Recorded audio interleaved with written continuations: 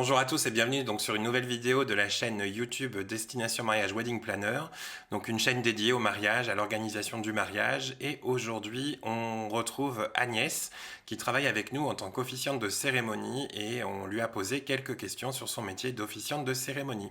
Donc si vous voulez en apprendre plus sur la cérémonie laïque et la manière dont il faut faire pour officier tout ça, eh bien écoutez Agnès, à tout de suite et bonne vidéo. Alors Agnès, peux-tu commencer par te présenter s'il te plaît? Bonjour, je m'appelle Agnès, je suis officiante de cérémonie pour l'agence Destination Mariage. Du plus longtemps que je me souvienne, j'ai toujours participé aux cérémonies dans ma famille ou même avec mes proches. On m'a toujours demandé de prendre la parole en public. Agnès, alors raconte-nous un peu pourquoi ce choix du métier d'officiante de cérémonie et pourquoi le mariage?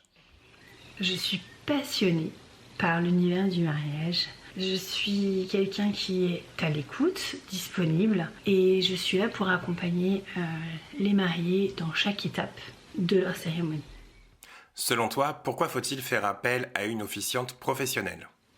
Lorsque j'ai organisé ma cérémonie, je me suis rendu compte qu'il n'y avait pas vraiment de chemin à suivre, mais par contre on avait besoin d'une aide.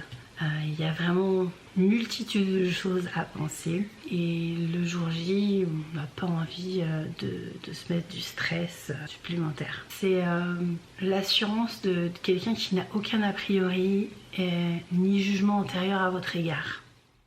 Agnès, que penses-tu de l'idée de demander à l'un de ses proches d'officier cette cérémonie?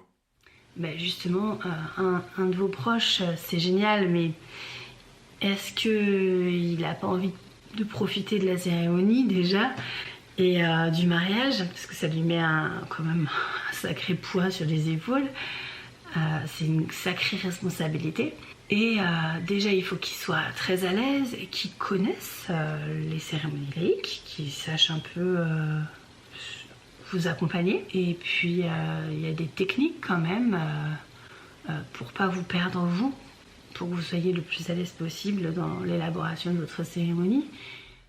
Alors, à quel moment faut-il te contacter pour commencer à travailler sur notre cérémonie? Une année à l'avance, c'est vraiment bien. Pourquoi? Parce que vous allez avoir des paliers et des choix à faire. Et c'est pas la peine de vous mettre le stress. Si vous prenez du temps pour choisir votre musique, bah vous prenez du temps pour choisir votre musique.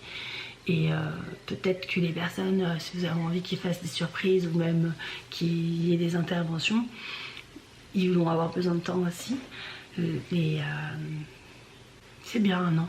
Un an, c'est pas mal. Comment choisir son officiante de cérémonie? C'est pas difficile.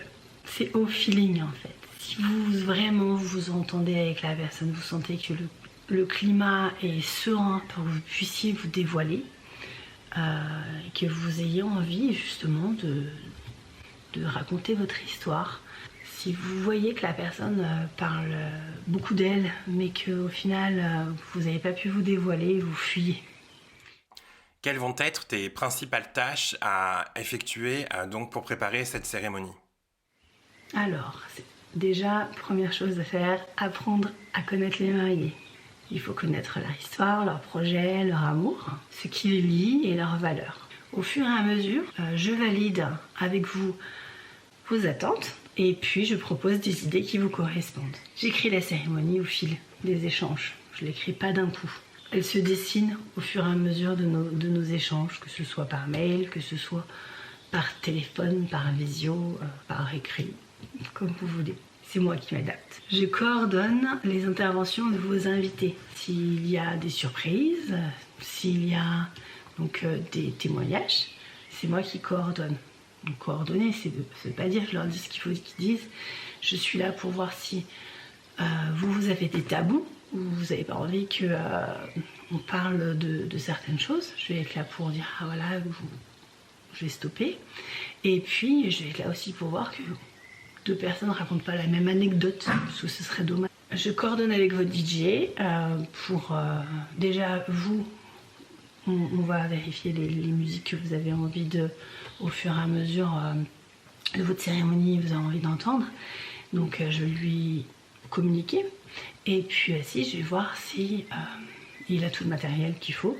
Je lui envoie la trame quelques jours avant pour qu'il sache qu'à tel moment, il doit mettre telle musique. Et du coup, Agnès, alors, quel va être ton rôle le jour J? En quoi va consister ta prestation et que vas-tu faire pour nos jeunes mariés? Donc je vois avant l'entrée le cortège, dans quel sens il doit être organisé, je fais un briefing, je vois si on n'a pas oublié les alliances aussi, avant de partir. J'annule la cérémonie, et puis je m'éclipse discrètement. À la fin de la cérémonie, je vous dis au revoir, et puis je vous laisse faire la fête. Quelle est selon toi la différence entre une cérémonie réalisée d'une manière un peu moyenne, enfin je veux dire non professionnelle, et puis ce que toi tu pourras proposer le jour J pour nos futurs mariés? Une officiante moyenne va avoir écrit votre cérémonie, puis elle va faire entrer vos noms, les dates, les endroits dans des cases. Une bonne officiante de cérémonie, elle est créative, elle est attentive.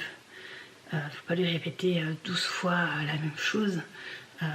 Voilà, c'est quelqu'un qui est là pour vous créer votre cérémonie à vous, qu'elle ne ressemble pas à toutes les autres qu'elle a déjà faites.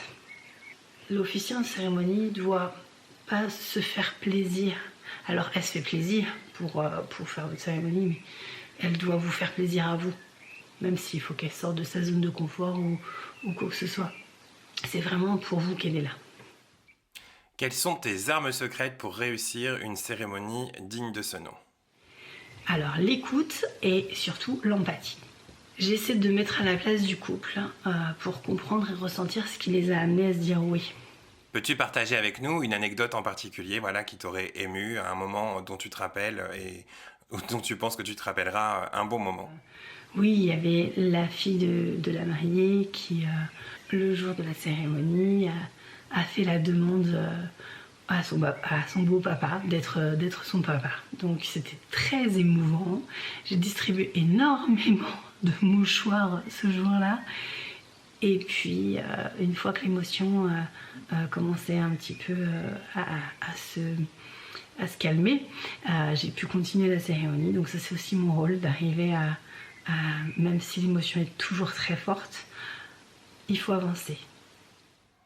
Y a-t-il une tendance là pour les mariages à venir qui se dessine selon toi? Il y a une tendance de sortie de cérémonie rigolote, assez sympa, avec les fils de laine qui lient les personnes entre elles, et puis les mariés qui passent en dessous. Il y a aussi la sortie avec le drap, qui est assez marrante. Mais au final, je dirais que les cérémonies laïques, ça ne doit pas suivre les tendances.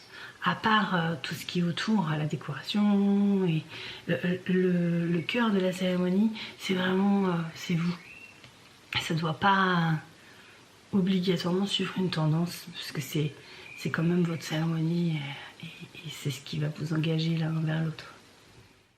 Comment pouvons-nous te contacter? Donc vous pouvez me contacter sur Instagram, ou bien sur le site de Destination Mariage. Merci Agnès pour nous avoir accordé cette interview et puis aussi merci à vous d'avoir regardé cette vidéo. J'espère que ça vous aura plu, que vous aurez appris des petites choses concernant la cérémonie et puis surtout n'hésitez pas, si vous avez des commentaires, des questions, lâchez-vous dans la barre des commentaires et abonnez-vous à la chaîne pour plus de vidéos toujours sur l'organisation du mariage. À bientôt, salut!